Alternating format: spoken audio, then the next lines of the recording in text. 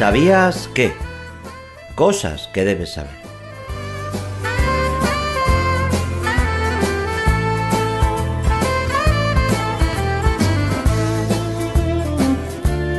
En Luz a las Naciones, tu canal cristiano de comunicación, te presentamos el espacio ¿Sabías qué?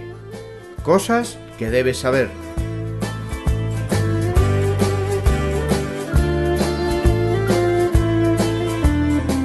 ¿Sabías que es más que un programa de audio?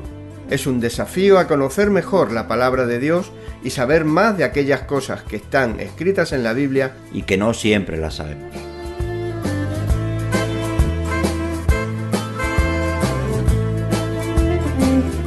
¿Sabías que la fe es por el oír y el oír por la palabra de Dios?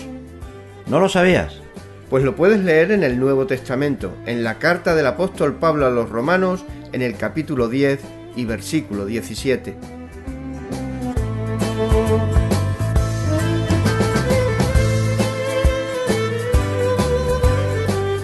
¿Sabías qué? Cosas que debes saber.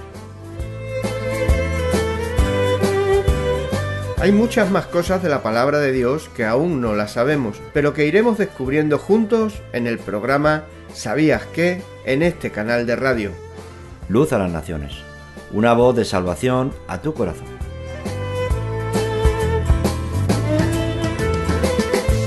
En el capítulo de hoy de este programa ¿Sabías qué? Catalaxi. La palabra de la reconciliación.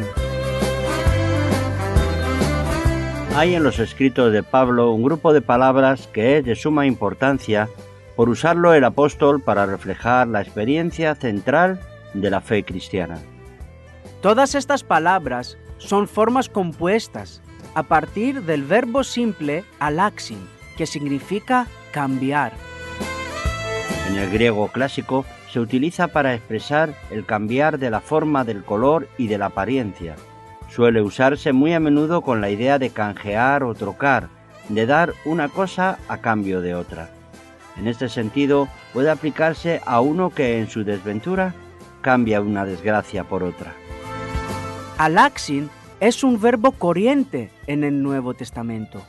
Esteban es acusado de enseñar que Jesús cambiará las costumbres aceptadas por los judíos. Lo podemos leer en el libro de los Hechos, en el capítulo 6, en el versículo 14. Pues le hemos oído decir que ese Jesús de Nazaret destruirá este lugar y cambiará las costumbres que nos dio Moisés. Los paganos cambiaron la gloria de Dios por imágenes inanimadas y corruptibles. Lo leemos también en la Epístola a los Romanos, capítulo 1, versículo 23. Y cambiaron la gloria del Dios incorruptible en semejanza de imagen de hombre corruptible, de aves, de cuadrúpedos y de reptiles. Pablo dice a los corintios que serán transformados. Capítulo 15, versículo 51 de la primera carta. He aquí os digo un misterio. No todos dormiremos, pero todos seremos transformados. Cuando el apóstol detecta el peligro de perversión que amenaza a la fe de los gálatas, desea cambiar de tono y adoptar el acento de severidad y reprensión. Gálatas capítulo 4, versículo 20. Quisiera estar con vosotros ahora mismo y cambiar de tono, pues estoy perplejo en cuanto a vosotros. La palabra se usa en Hebreos capítulo 1, versículo 12 respecto de mudar un vestido. Y como un vestido los envolverás y serán mudados, pero tú eres el mismo y tus años no acabarán. Alaxin, pues, puede referirse a casi cualquier clase de cambio. Alaxin da lugar a ciertas formas compuestas. En el griego clásico corriente, la más común de estas formas es catalaxin, otra de las grandes palabras paulinas. Pero debemos continuar el examen de este grupo de vocablos en el griego secular ordinario antes de ocuparnos de su uso en el Nuevo Testamento. Catalaxin, en el griego secular común, adquiere el sentido casi técnico de cambiar dinero o cambiar por dinero. Plutarco cuenta como 4 hermanos sirios robaron los vasos de oro del rey de Corinto y poco a poco los cambiaron por dinero. El sustantivo correspondiente, catalallí, tiene el mismo sentido de trueque, especialmente por dinero. Y así, catalaxin comienza a expresar la idea más amplia de intercambiar una cosa por otra. Aristóteles, por ejemplo, dice que los soldados mercenarios están dispuestos a dar sus vidas a cambio de fruslerías. Después, catalaxin avanza un paso más y empieza a significar especialmente el cambio de la enemistad en amistad. Clitemnestra recuerda a Agamenón como él es culpable de la muerte de Tántalo, su primer marido, y de la del hijo que tuvo con éste, y añade: reconciliada contigo, atestiguarás ante tu linaje que he sido una mujer intachable. Sófocles habla de un hombre poniéndose en paz con el cielo. Tucídides narra cómo Hermócrates, en las guerras sicilianas, medió para que las dos partes enemigas depusieran las armas y se reconciliaran. Jenofonte se refiere a un hombre que había hecho la guerra a Ciro y que después volvió a ser su amigo. En todos estos casos, el verbo utilizado es catalaxin. Así pues, en el griego clásico es característicamente la palabra que expresa la idea de haber vuelto a unir dos partes que han estado en conflicto. En cierto papiro, un hombre, aparentemente un padre de familia, pregunta mediante un oráculo: ¿estoy en condiciones de ser reconciliado con mi prole? Antes de que el Nuevo Testamento la utilizara, ya era catalaxin, la palabra de la reconciliación. Ahora volvamos al uso de esta palabra y sus afines en el Nuevo Testamento. Salvo un par de excepciones, estas palabras siempre se utilizan en el Nuevo Testamento respecto del restablecimiento de las relaciones entre el hombre y Dios. La primera excepción es en 1 Corintios capítulo 7, versículo 11, donde Pablo determina que si una mujer se separa de su marido, no debe casarse con otro, sino reconciliarse con él. Y si se separa, quédese sin casar o reconcíliese con su marido, y que el marido no abandone a su mujer. El otro caso tiene que ver con el simple uso de la palabra afín sinalaxin. Este vocablo aparece en el libro de los Hechos en el capítulo 7, versículo 26, relacionado con Moisés, cuando éste, estando todavía en Egipto, quiso poner en paz a los dos israelitas que reñían. Y al día siguiente se presentó a uno de ellos que reñían y los ponía en paz, diciendo: varones, hermanos sois, ¿por qué os maltratáis el uno al otro? Aun cuando esta palabra se emplea en conexión con las relaciones humanas, siempre se refiere a la restauración de una amistad rota y a la normalización de una camaradería interrumpida. Solamente Pablo es quien usa este grupo de palabras y siempre referidas al restablecimiento de la relación entre el hombre y Dios. En Romanos capítulo 5 versículo 11 habla de Jesucristo, a través de quien hemos recibido ahora la reconciliación, catalayí. Y no solo esto, sino que también nos gloriamos en Dios por nuestro Señor Jesucristo, por quien hemos recibido ahora la reconciliación. En Romanos capítulo 11 versículo 15 se refiere a la exclusión de los judíos para la reconciliación del mundo, catalayí. Porque si su exclusión es la reconciliación del mundo, ¿qué será su admisión, sino vida de entre los muertos? En 2 de Corintios, capítulo 5, versículo 18 y 19, alude al ministerio y a la palabra de reconciliación, catalayí. Y todo esto proviene de Dios, quien nos reconcilió consigo mismo por Cristo, y nos dio el ministerio de la reconciliación, que Dios estaba en Cristo reconciliando consigo al mundo, no tomándoles en cuenta a los hombres sus pecados, y nos encargó a nosotros la palabra de la reconciliación.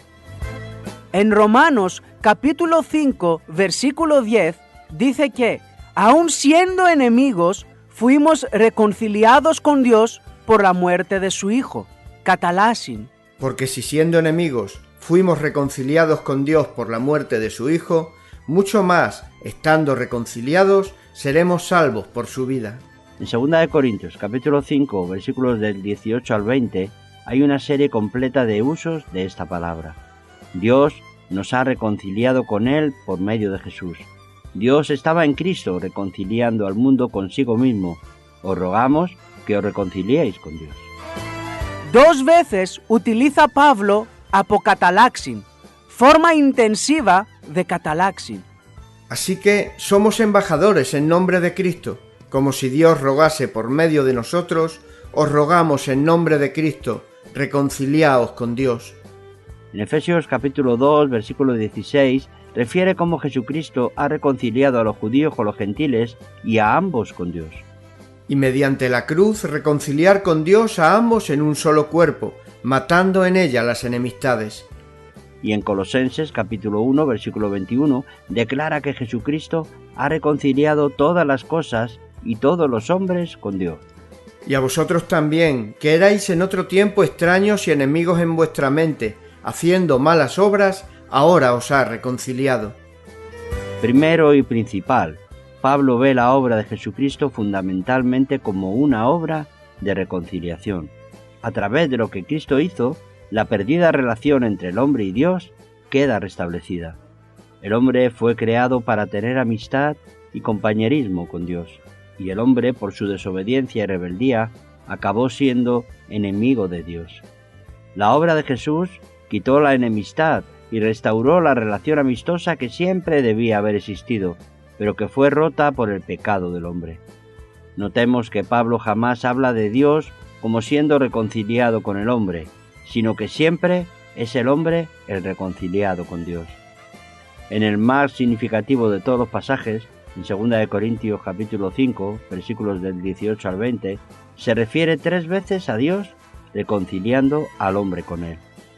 Y todo esto proviene de Dios, quien nos reconcilió consigo mismo por Cristo, y nos dio el ministerio de la reconciliación, que Dios estaba en Cristo reconciliando consigo al mundo, no tomándoles en cuenta a los hombres sus pecados, y nos encargó a nosotros la palabra de la reconciliación. Así que somos embajadores en nombre de Cristo, como si Dios rogase por medio de nosotros, os rogamos en nombre de Cristo, reconciliaos con Dios. Era el hombre, y no Dios, quien necesitaba ser reconciliado. Nada había disminuido el amor de Dios, nada había tornado ese amor en odio, nada había desvanecido el anhelo de su corazón. El hombre pecaría, pero Dios todavía le amaba. No era Dios quien necesitaba ser apaciguado, era el hombre quien precisaba ser movido a la entrega, a la penitencia y al amor. Aquí estamos frente a una verdad ineludible. El efecto de la cruz, al menos en esta esfera de pensamiento de Pablo, recaía sobre el hombre y no sobre Dios. El efecto de la cruz no cambió el corazón de Dios, sino el del hombre. Era el hombre quien necesitaba ser reconciliado con Dios y no al revés. Va totalmente en contra del pensamiento paulino imaginar a Jesucristo como el pacificador de un Dios airado, o pensar que la ira de Dios se volvió en amor, o su juicio se transformó en misericordia a causa de algo que Jesús hiciese. Cuando miramos este asunto como Pablo lo mira, descubrimos que fue el pecado del hombre lo convertido en penitencia, la rebeldía en rendición, la enemistad en amor, por el amor sacrificial de Jesucristo en la cruz. La cruz fue el precio de operar este cambio en los corazones de los hombres. Una cosa queda por decir. Si todo esto es así, y así es el ministerio de la Iglesia, es un ministerio de reconciliación, tal como el mismo Pablo dice. Así que somos embajadores en nombre de Cristo, como si Dios rogase por medio de nosotros, os rogamos en nombre de Cristo, reconciliaos con Dios.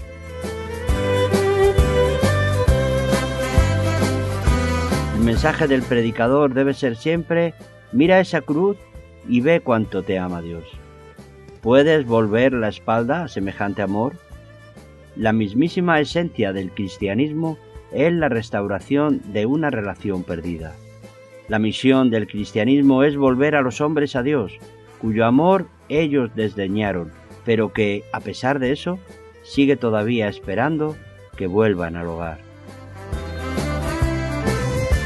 La tarea del predicador es quebrantar el corazón de los hombres a la vista del corazón quebrantado de Dios. ¿Sabías que, Cosas que debes saber.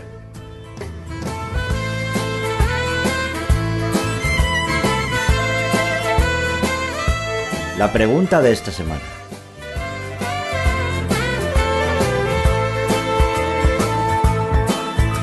¿Estás reconciliado con Dios? ¿A qué esperas? Reconcíliate con Dios. Y si ya lo has hecho, ¿a qué esperas? Lleva este mensaje a todos los que puedas.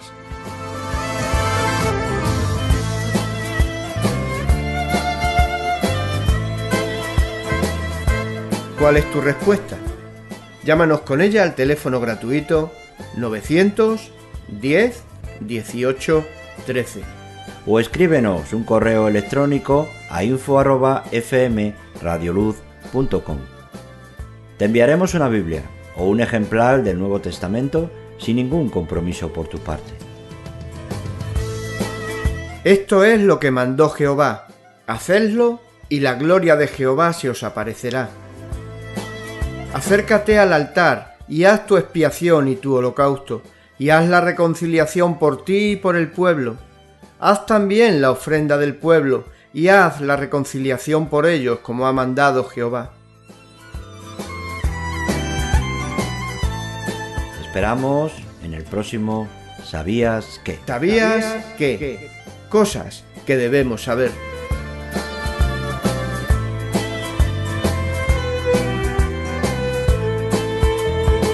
Os rogamos, en nombre de Cristo, reconciliaos con Dios.